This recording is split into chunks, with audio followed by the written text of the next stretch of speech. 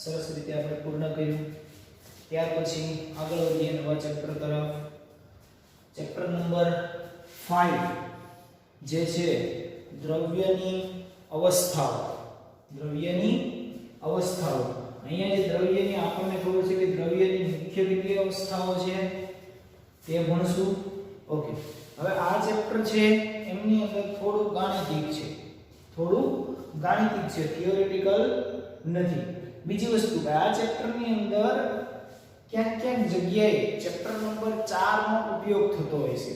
Chapter number 4 આપણે છેલ્લે રાખ્યું છે, આના પછી એનો અભ્યાસ કરશું કારણ કે એ થોડું લેન્ધી છે. એટલે પહેલા થોડું ગાણિતિક ભણી લઈએ, થિયોરેટિકલ ચેપ્ટર તો આપણે બે ભણી લીધા, થોડું મેથેમેટિકલ પણ ભણી લઈએ. હવે આ જે ચેપ્ટર નંબર 5 છે તે દ્રવ્યની અવસ્થા બતાવે. આપણને ખબર છે કે દ્રવ્યની કેટલી અવસ્થા છે?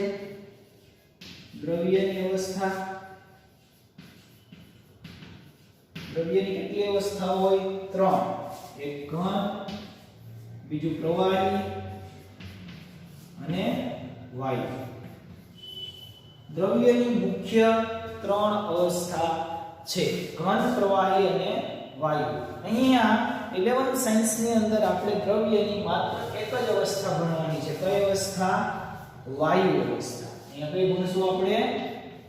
વાયુ અવસ્થા. માત્ર ને માત્ર દ્રવ્યની વાયુ અવસ્થાનો અભ્યાસ કરશું. બાકીની જે બે અવસ્થા છે દ્રવ્યની, ઘન અને પ્રવાહી, આ આપણે 12th સાયન્સ ની અંદર અભ્યાસ કરશું. આનો 12th સાયન્સ ની અંદર અભ્યાસ કરશું અને આનો 11th સાયન્સ ની અંદર અભ્યાસ કરશું. હવે આ દ્રવ્યની જે 3 અવસ્થાઓ છે, ઘન, પ્રવાહી અને વાયુ, તે બેઝિક આપણે જાણીએ છીએ 10મા ધોરણની અંદર જે ભણીને આવ્યા છીએ આપણે. પ્રવાહીની અવસ્થાઓ ઘન, પ્રવાહી અને વાયુ જે 3 અવસ્થા છે એમાંથી ઘનની અંદર શું હોય, પ્રવાહીની અંદર શું હોય અને વાયુની અંદર શું હોય. ઓકે, ઘન અવસ્થા કોને કહેતા હતા? ખાલી બેઝિક માહિતી તમને આપી દઉં. કોઈ પણ દ્રવ્ય હોય તો ઘન પદાર્થ છે તો એની ઘન અવસ્થા, પ્રવાહી વહી શકે અને વાયુ પકડી શકાય નહીં. ઘન પદાર્થ કોને કહીએ છીએ? તો કે આ બધા 3 અવસ્થાઓ કોના આધારે અલગ પડે છે? તો એમના આકર્ષણ બળના આધારે. કોના આધારે? આકર્ષણ બળના આધારે. ઘન પદાર્થ હોય, ઘન પદાર્થ, આ રહ્યા ઘન પદાર્થ, તેમના ઘટક કણો છે. ઘન પદાર્થના ઘટક કણો છે, આવી રીતે ગોઠવાયેલા હોય. આ ઘન પદાર્થ છે. એની જગ્યાએ હું પ્રવાહી લઈ લઉં.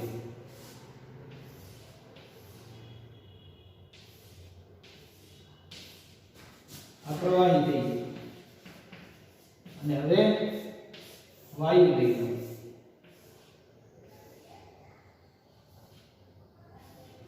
આ વાયુ લઈ લીધું. તો આ અલગ અલગ આમાં તમને જોવા મળશે કે ઘન પદાર્થમાં ઘટક કણો છે ખૂબ નજીક છે. આ કોણ છે? ઘન પરમાણુ કે આયન. જે ઘટક કણો છે કેવા છે? નજીક છે.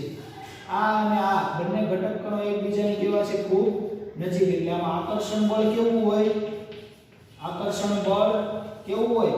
વધારે હોય, પકડી રાખે મજબૂતાઈ. આમાં ઘટક કણો એટલા બધા નજીક નથી. ઘન અવસ્થા કરતા થોડા દૂર છે આની અંદર ઘટક કણો. જો એટલે આમાં ઘન અવસ્થા કરતા આકર્ષણ બળ કેવું હોય? ઓછું હોય. અને આમાં વાયુ અવસ્થાની અંદર જો તો ઘટક કણો આટલા દૂર છે, તો આમાં સાવ ઓછું. આકર્ષણ બળ વધારે હોવાથી ઘન પદાર્થ છે આપણને આ દેખાય, પકડી રાખે છે ઘટક કણો એકબીજાને. તેથી આપણે આને ઘન પદાર્થ કીધો છે. તેથી ઘન પદાર્થ હોય એટલે ચોક્કસ આકાર હોય. શું હોય? ચોક્કસ. ઘન પદાર્થ કોઈ પણ હોય ને તો એને ચોક્કસ આકાર.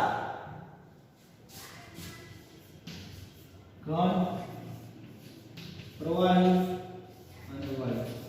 ઘન પદાર્થની અંદર શું હોય? ચોક્કસ આકાર, ચોક્કસ કદ હોય. કદ હોય કે નહીં? ઘન પદાર્થને આકાર આપણે જેવો આકાર જોઈએ, જેવો ઈચ્છીએ એવો આકાર હોઈ શકે ઘન પદાર્થનો. એનું કદ પણ હોઈ શકે. પરંતુ પ્રવાહી પદાર્થ છે, પ્રવાહી તરીકે પાણી લઈ લઈએ, એમના ઘટક કણો ઘન પદાર્થ કરતા થોડા દૂર તો એમની વચ્ચે આકર્ષણ બળ કેવું હોવાનું? ઓછું હોવાનું. તેથી એમનો કોઈ ચોક્કસ આકાર હોય? આકાર હોતો નથી. તમે ગ્લાસમાં ભરો પાણી પ્રવાહી તો ગ્લાસ જેવો આકાર થઈ જાય. કોઈ ચોરસ ટબની અંદર ભરો તો એના જેવો આકાર થઈ જશે.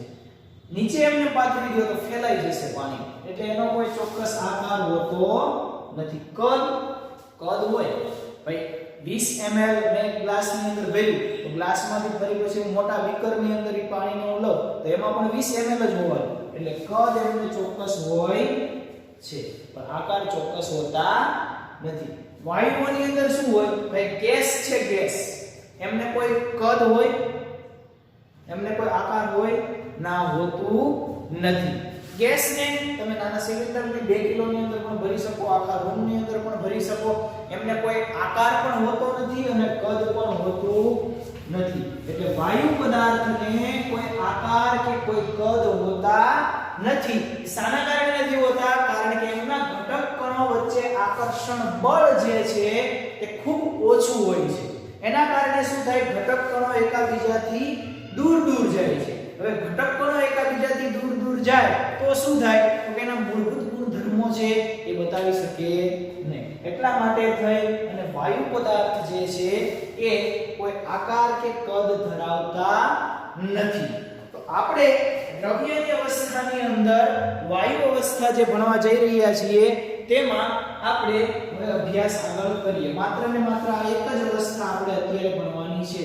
ઘન અને પ્રવાહીનો અભ્યાસ આપણે 12 સાયન્સની અંદર કરીશું. તો ચાલો વાયુ અવસ્થાની શરૂઆત કરીએ આપણે.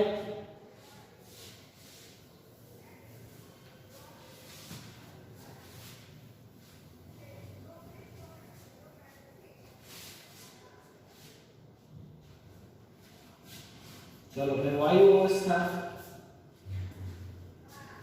સૌપ્રથમ કોઈ પણ પદાર્થ હોય, કોઈ પણ દ્રવ્ય, તો એમની વચ્ચે એમના ઘટક કણો જે છે, કોઈ પણ દ્રવ્ય એટલે તમે કોઈ પણ દ્રવ્ય લઈ લો, દૂધ લઈ લો, માખણ લઈ લો, છાશ લઈ લો, પાણી લઈ લો, પાણીની અંદર મિક્સ કરેલો આલ્કોહોલ લઈ લો, દ્રવ્ય કોઈ પણ લઈ લો. હવે જે દ્રવ્ય છે તે શરૂઆતમાં આપણે પેલા જનરલ અભ્યાસ કરીએ તો દ્રવ્યની અંદર શું હોય? તો કે ઘટક કણો હોય. ઘટક કણો એટલે શું? હું ઘટક કણો શબ્દ બોલું એનો મતલબ શું? ઘટક કણો તમે દરેક જાણો છો. ઘટક કણો એટલે કોણ? અણુ, પરમાણુ કે આયન. આ જે ઘટક કણો છે, અણુ, પરમાણુ કે આયન, એમની વાત કરીએ છીએ. તો આ ઘટક કણોનો અભ્યાસ આપણે આ ચેપ્ટરની અંદર કરવાનો છે. હવે દ્રવ્યની અંદર આપણે એવું માનીએ છીએ કે ઇલેક્ટ્રોનની ભારની ઘનતા, આયનીકરણ, એન્થાલ્પી એ બધું તો આપણે ચેપ્ટર નંબર 2 ની અંદર ભણ્યું કે ઇલેક્ટ્રોનની ઘનતા એટલે શું? તો કે ઇલેક્ટ્રોન જ્યાં મળી આવવાની સંભાવના વધારે હોય ત્યાં ઇલેક્ટ્રોનની ઘનતા કેવી હોય? વધારે હોય છે. આવો અભ્યાસ આપણે ચેપ્ટર નંબર 2 ની અંદર કર્યો. આયનીકરણ, એન્થાલ્પી ચેપ્ટર નંબર 3 ની અંદર ભણ્યા. આ વગેરેનો અભ્યાસ તો આપણે કરી ચૂક્યા છીએ. હવે એના મૂળભૂત ગુણધર્મો, મોટા ભાગની આપણી જે પરિચિત છીએ તેવા દ્રવ્યના જથ્થાત્મક ગુણધર્મો, એટલે કે આ ગુણધર્મો પરમાણુ, આયન અને અણુઓમાં મોટી સંખ્યામાં જોવા મળે છે. હવે જે જથ્થાત્મક ગુણધર્મોની વાત આપણે કરવાની છે. પાણી છે, પાણી. તો પાણીની અંદર ઘટક કણો તરીકે કોણ હોય? H2O હોય. હવે પાણીને હું 3 રીતે કહી શકું કે એક તો બરફ બની શકે પાણીમાં, બીજું પાણીનું પાણી બની શકે, ત્રીજું કે એની વરાળ બની શકે. બની શકે કે નહીં વરાળ? તો જ્યારે ઠંડો હોય ત્યારે બરફ એટલે કે ઘન અવસ્થા આવી.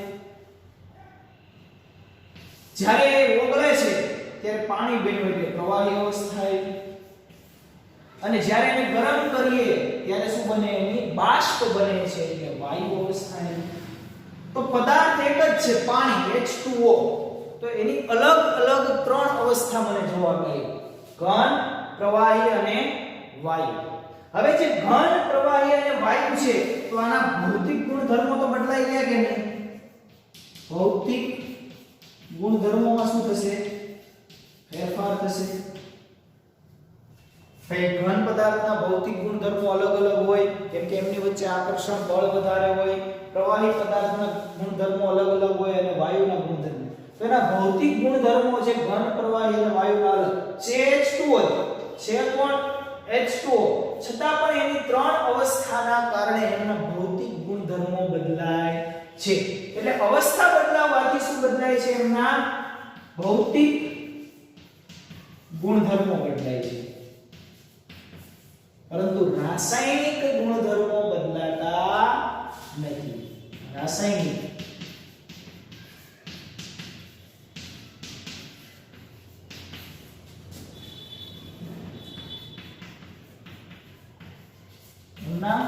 રાસાયણિક ગુણધર્મો બદલાતા નથી. એટલે રાસાયણિક ગુણધર્મો છે તેના તે જ ને ભાઈ H2O છે તો બે હાઇડ્રોજન ને એક ઓક્સિજન બરફમાં પણ જોવા મળશે, પાણીની અંદર પણ બે હાઇડ્રોજન એક ઓક્સિજન જોવા મળશે અને વરાળની અંદર પણ બે હાઇડ્રોજન અને એક ઓક્સિજન જોવા મળશે. એટલે કે એમના રાસાયણિક જે પ્રક્રિયા છે, એમના તત્વો છે તે બદલાતા નથી. માત્ર ને માત્ર શું બદલાય છે? એમના ભૌતિક ગુણધર્મો બદલાય છે. જેવી રીતે પાણીમાં ત્રણ અવસ્થાઓ જોવા મળે છે, તેવા અન્ય પદાર્થની અંદર પણ હોય તો અન્ય પદાર્થની અંદર પણ આ બધી અવસ્થાઓ આપણને જોવા મળે છે. તો એનો અભ્યાસ હવે આપણે આગળ કરીએ. ચાલો હવે ખૂબ અગત્યનું, પદાર્થના રાસાયણિક ગુણધર્મો તેમની ભૌતિક અવસ્થા બદલાવા છતાં પણ બદલાતા નથી. એમના રાસાયણિક ગુણધર્મો ભૌતિક અવસ્થા બદલાય છતાં પણ એમના રાસાયણિક ગુણધર્મો ક્યારેય બદલતા નથી.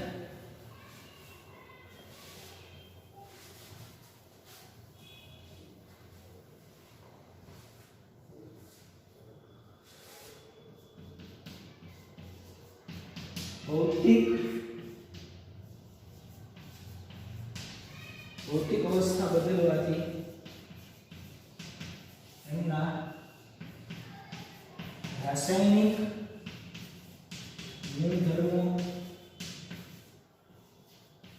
બદલતા નથી. ના જ બદલે પાણી હોય, પાણી તો એનો બરફ બને તો એમની અંદર પણ H2O હોય, બરફનું ફરી પાછું પાણી બને તો પણ એની અંદર H2O હોય, અને એની જો બાષ્પ બને તો પણ એમની અંદર હાઇડ્રોજન અને ઓક્સિજન જ હોય છે.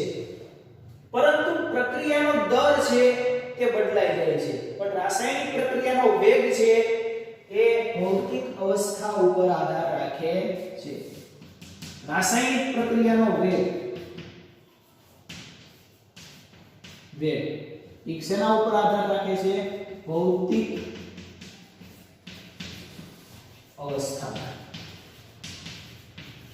હવે રાસાયણિક પ્રક્રિયાનો વેગ, H2O છે, પાણીની પ્રક્રિયા હું એસિડ સાથે કરાવું, HCl સાથે.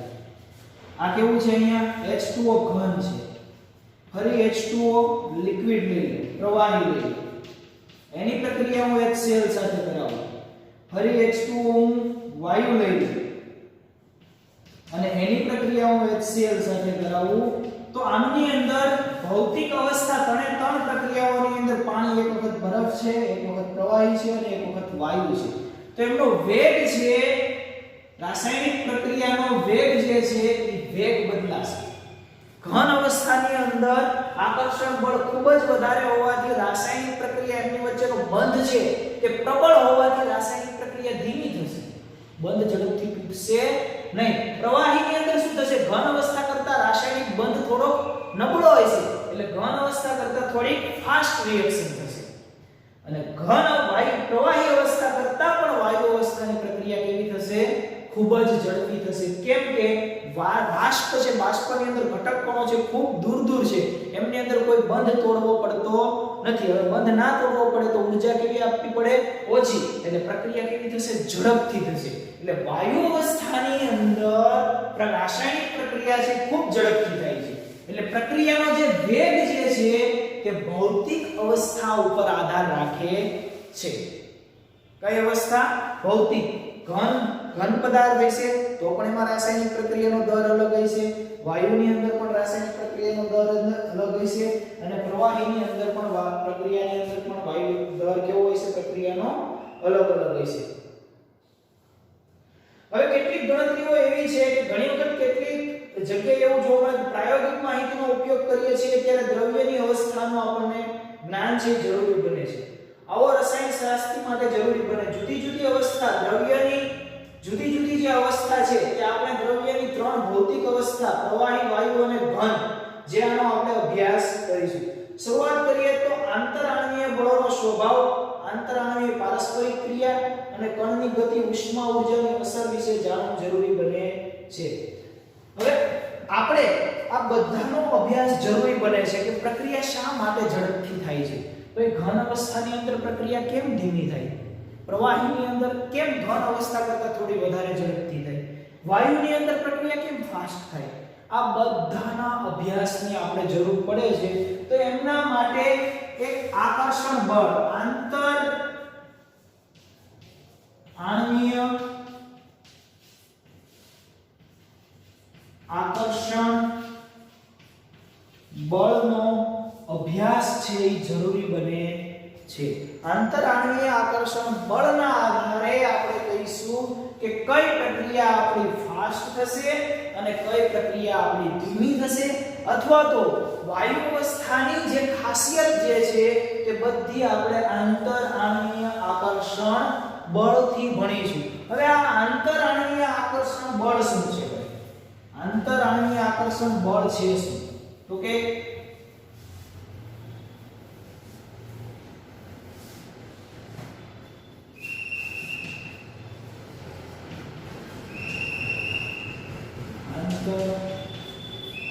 આંતરઆણ્વીય આકર્ષણ બળ. હવે આંતરઆણ્વીય આકર્ષણ બળ છે શું? આંતર એટલે શું થઈ ગયું? અંદર. આણ્વીય એટલે શું થઈ ગયું? અણુ. અણુ શેનો બનેલો હોય? પરમાણુ. પરમાણુ કેટલા હોય? 2 કે તેથી વધારે. આકર્ષણ એટલે નજીક આવવું. આકર્ષણ એટલે શું થાય? નજીક આવવું, ખેંચાવવું. બળ એટલે કાર્ય. આંતરઆણ્વીય આકર્ષણ બળ આ ભાઈ ઘટક કણ છે. આ પણ કોઈ એક ઘટક કણ છે. આ પણ કોઈ એક ઘટક કણ છે. આ પણ કોઈ ઘટક કણ છે.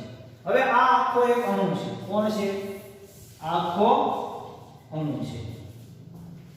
તો અહીંયા આણ્વીય કીધું, આનું નામ આપી દીધું અણુ. હવે એમનું આંતર એટલે કે અંદરો અંદર આ અણુ અને આ અણુ વચ્ચે લાગતું આકર્ષણ બળ, આ અને આની વચ્ચે લાગતું આકર્ષણ બળ, આ અને આની વચ્ચે લાગતું આકર્ષણ બળ, જેને આપણે આંતરઆણ્વીય આકર્ષણ બળ કહીએ છીએ. તો આ જે આંતરઆણ્વીય આકર્ષણ બળ જે છે તે કેટલા પ્રકારના છે? ઓકે, તેનો અભ્યાસ આપણે આ ચેપ્ટરની અંદર કરશું. મોટે ભાગે અણુની જ્યારે વાત આવે ને અણુની વાત આવે તો વાન ડર વાલ્સ નામના વૈજ્ઞાનિકે અણુ માટે અણુ વચ્ચે પ્રવર્તતું આકર્ષણ બળ જે છે તે વાન ડર વાલ્સ નામના વૈજ્ઞાનિકે શોધ કરેલી. એટલે એ બળનું નામ આપી દીધું વાન ડર વાલ્સ એવું બળ. તો હવે આપણે આંતરઆણ્વીય બળોનો અભ્યાસ કરીએ તો આંતરઆણ્વીય બળો એ કોના વચ્ચે લાગે છે? અણુ વચ્ચે. આકર્ષણ બળ અને અપાકર્ષણ બળો છે. હવે જેવી રીતે આકર્ષણ બળ છે, આકર્ષણ બળ જેવી રીતે છે તેવી રીતે કોણ છે? અપાકર્ષણ બળ છે. આકર્ષણ બળમાં શું થાય કે અણુ ઘટક કણો છે, ઘટક કણો ઈ શું આવે? એકાબીજાની નજીક આવે. ઘટક કણો એકાબીજાની નજીક આવે. નજીક કેટલા છે? અને અપાકર્ષણની અંદર શું થાય? ઘટક કણો દૂર છે. એકાબીજાથી દૂર રહેશે એટલે દૂર હટાવશે એને અપાકર્ષણ. તો જે કઈ વાયુ અવસ્થાની અંદર અથવા તો ઘન પ્રવાહી અને વાયુ અવસ્થાની અંદર બે રીતે આપણે બળ હોઈ શકે. એક આકર્ષણ બળ હોય અને બીજું અપાકર્ષણ બળ હોય. પરંતુ અણુની જ્યારે વાત આવે આથી આપણે એવું કહી શકીએ કે આકર્ષીય આંતરઆણ્વીય બળો જે વાન ડર વાલ્સ બળો તરીકે ઓળખાય છે. ડચ વૈજ્ઞાનિકે વાન ડર વાલ્સ બળ નામે માનવામાં આવ્યું. વાન ડર વાલ્સના આ બળો મારફતે વાસ્તવિક વાયુના આદર્શ વાયુઓનું વિચલન સમજાવે છે. હવે આ બળ જે છે ને એ કોનાથી હોય છે તો કે અણુઓ વચ્ચે લાગતું બળ છે. કેવું છે?